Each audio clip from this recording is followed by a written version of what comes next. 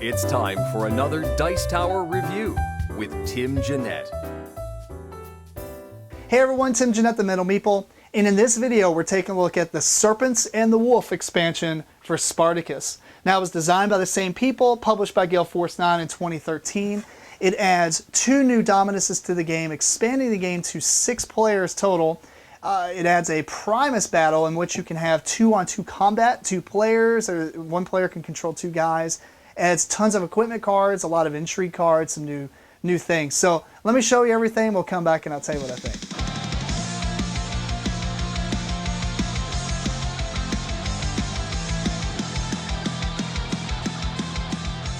So along with dice and tokens, the game comes with all these components as well as these 2 player boards. Now, the player boards not only have the special abilities, but they allow the game to be expanded to 6 players.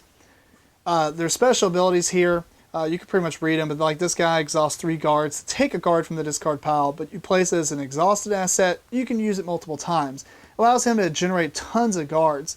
On top of that, once per intrigue phase, may demand support for a scheme from a single dominus, -1 influence to refuse demands. So that's pretty cool. This guy, whenever somebody gains gold from a scheme, he can gain a gold as well, and on this one you can exhaust 6 guards to increase a scheme or reaction's required influence by X for the rest of the phase, so he can make things harder. That's pretty cool. So, nothing really new here. The game also comes with starting gladiators and slaves to kind of make up for the fact that you have a 5th and 6th player, as well as 2 new models, if you like to paint those and do some cool stuff with them. Then you have tons of intrigue cards. I'm talking tons. The original game I think had 80 or something, and this has 55 new ones. There's a lot of cool stuff here. You can pretty much read through a lot of them, but if you ever see this, there's 2 new things. There's an up and down arrow. This means you have to have at least more influence to the player you're playing against or less influence. So there's a little bit of different requirements on some of these. There's some cool ones here, like for instance, target dominus gains +1 influence for every 2 gladiators that exhaust. There's some really cool stuff the game adds. It's called a Primus. This one, for instance, the host must declare Primus. We'll talk about that in a minute. There's also tons of new market cards with some new weapons, such as this one, exhaust before resolving wounds. After all, their abilities, attack dice win ties. So now you win ties. There's some really cool gladiators in here. This guy's unstoppable. He can always move up to 3 hexes. So, really cool stuff. Here is a slave. You got exhaust to force reroll of any guard attempt, and she can hold her own in the arena. So, a lot of cool things there. But let's talk about the heart of this expansion, which is the Primus. If the host of the game, if the host of the arena wants to have a Primus, he has to have an influence of 10 or higher, and he can host a Primus, in which case he's going to invite 4 people, and you're going to have a team battle. Now, one person could have 2 people on the same team or whatever, but essentially you have to give out invites to everyone before you go back and re-invite people, and all your models have to be on the same team. But instead of starting here, one team's going to start on the hexes surrounding it, the 5 hexes here. So you can have 2 here and 2 here. And then the rules are pretty much the same. Both teams will roll their speed value. Whoever gets the highest, they can choose if their team goes first or the other team goes first. And basically, one team's going to move a guy, do stuff with him. The next team's going to move a guy, do stuff with him. And then you just alternate.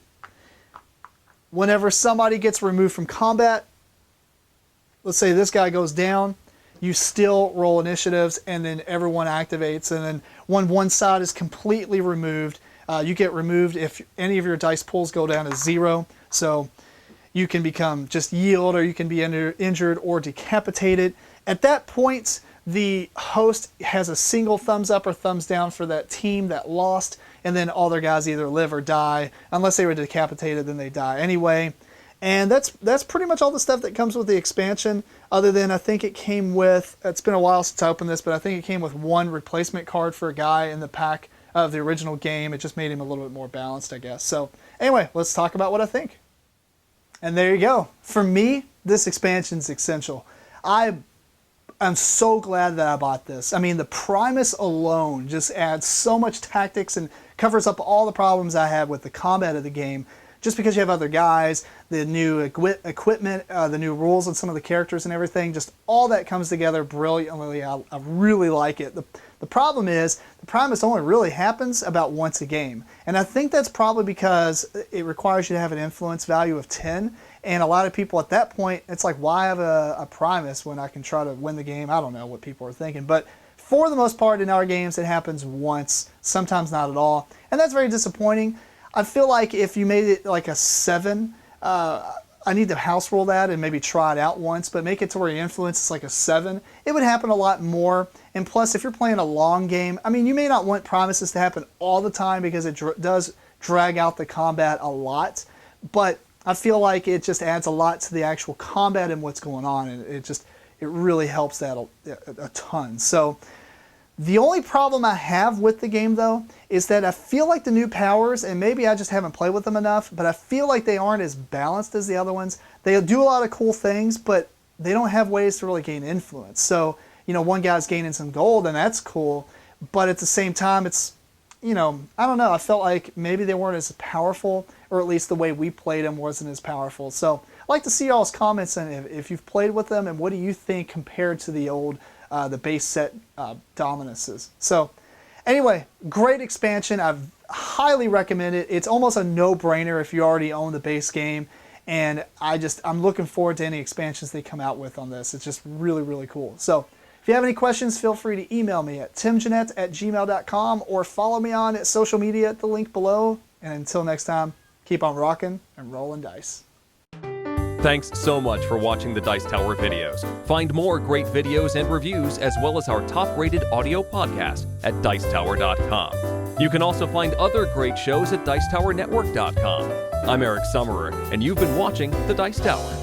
The Dice Tower is sponsored by Cool Stuff Inc., where you can find great games for great prices. Cool stuff in stock. Check them out at CoolStuffInc.com.